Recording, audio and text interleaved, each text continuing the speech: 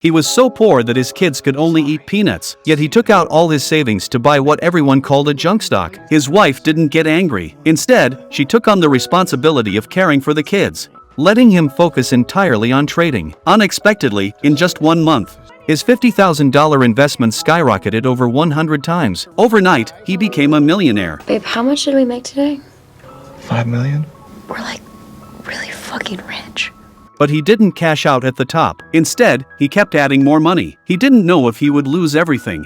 But this was no longer just ordinary trading. It was a battle between retail investors and Wall Street elites. After putting all his money in the market, Kyle couldn't even afford a $4 beer. His childhood friend, seeing him so desperate, urged him to sell the junk stock. But Kyle said, "GameStop isn't a junk stock. I really like this store." When his friend heard it was GameStop, he burst out laughing, because it was just a store selling second-hand video games. Everyone was playing online games now, and the store seemed doomed to fail. Wall Street giants thought the same. Melvin Capital, the hedge fund that had once shorted Tesla, had spent 6 years shorting GameStop, pushing the stock from $28 to just $3. The store had 6 different managers in 2 years. Melvin's CEO was already popping champagne, celebrating his shorting victory. But just as he threw his party, GameStop stock surged 130% in a single day. This unprecedented spike shocked the CEO, and he never imagined the reason was a small-time influencer. Kyle said he genuinely liked the stock. He believed Wall Street was manipulating the market,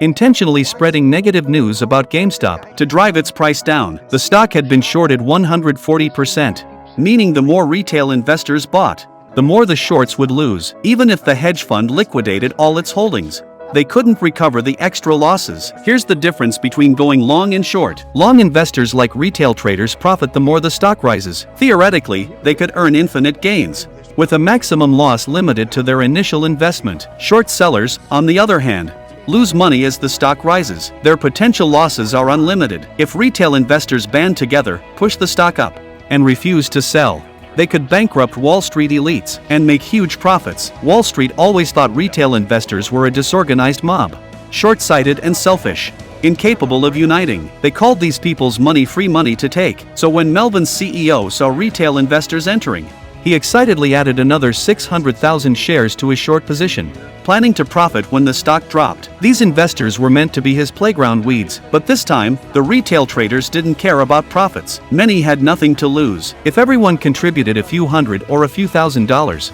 they could bankrupt the Wall Street elites, who looked down on them. The excitement was contagious. A nurse with $50,000 in debt invested half a month's salary after seeing Kyle's call to action. A college student with $140,000 in student loans spent his last $20 to buy shares. His father had lost his job because of these very financial elites. Even GameStop employees were delayed in getting paid due to the falling stock. The spark spread like wildfire. People online began openly declaring war on Wall Street, vowing to take down Melvin Capital. All it took to join in was $10.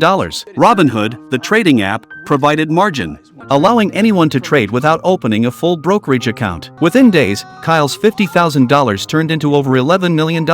Other investors also saw their money multiply, but Kyle refused to sell. He encouraged everyone in forums to become diamond hands. These Wall Street billionaires had grown up with silver spoons, never experiencing the frustration of working hard and still ending up with nothing. At luxury hotels, they would eat $500 steaks while boasting to women about how easy it was to make money off retail investors. Kyle's post resonated with thousands of ordinary investors. Melvin's CEO, however, remained oblivious. He confidently told his wife the stock would crash the next day, expecting retail investors to panic sell. Instead, when the market opened, GameStop stock surged 103%, then 220%.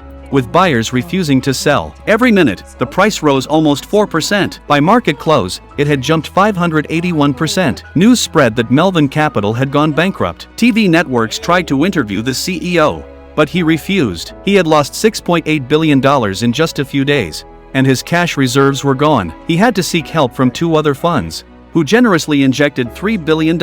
Even after the infusion, the GameStop stock began to drop. But the $80 million collectively invested by retail investors was still far less than what Wall Street could manipulate with a single command. Friends and family urged Kyle to sell his 20 million shares. Fans anxiously waited for him to update his post, but Kyle refused. GameStop's meteoric rise even drew attention from the White House. Wall Street, unable to handle the pressure, shut down forums and forced Kyle to lose his job as a financial advisor. Families panicked, and some retail investors started selling. Robinhood's app also crashed due to insufficient margin, halting further trades. Then, the SEC and Congress got involved. Congress suspected Kyle of colluding with short sellers. The man worshipped by millions was suddenly in crisis. Surprisingly, Kyle's younger brother stepped up to support him. Though he could only afford slippers, he bought Kyle a brand new pair of running shoes, telling him, "The fight between shrimps and whales isn't over yet." Robinhood and Melvin Capital faced massive scrutiny. As in The Wolf of Wall Street, the rich arrived with suits and luxury cars, armed with professional lawyers who meticulously edited every word. Kyle, on the other hand, had only his brother and a friend reviewing his testimony. At the hearing, the unexpected happened. The lawyers for Castle Securities were exposed and removed. Kyle remained calm. Melvin's CEO panicked so much, he didn't even notice his microphone was off. The calmest and most sincere person in the room? Kyle, the ordinary investor. He explained that he had no ties to big bosses, had never given paid investment advice, and was unaware of the reasons for the stock surge. He only recommended it online after noticing irregularities in trading that suggested possible short manipulation. Kyle then spoke from the heart. The stock market should be fair. Anyone smart and lucky should be able to make big money. But big companies have absolute advantages in tech and capital. Ordinary people have almost no chance. He said he bought GameStop simply because he liked it, and he wouldn't sell because of external influence. Kyle's testimony was the most respected at the hearing. 2 days later, GameStop's stock tripled. Employees who invested a few $100s made $18,000. No longer intimidated by managers. 2 college students paid off $100,000 in student loans, their net worth nearly $300,000. Kyle sold at the peak, retiring with $37 million. And even gifted his brother a Ferrari. Melvin Capital went bankrupt. Robinhood's IPO performed poorly. The 2 fund managers were no longer billionaires, but Castle Securities remained untouched. Retail investors continued using the same strategy, taking over Wall Street, and proving that no one could ignore their free money ever again.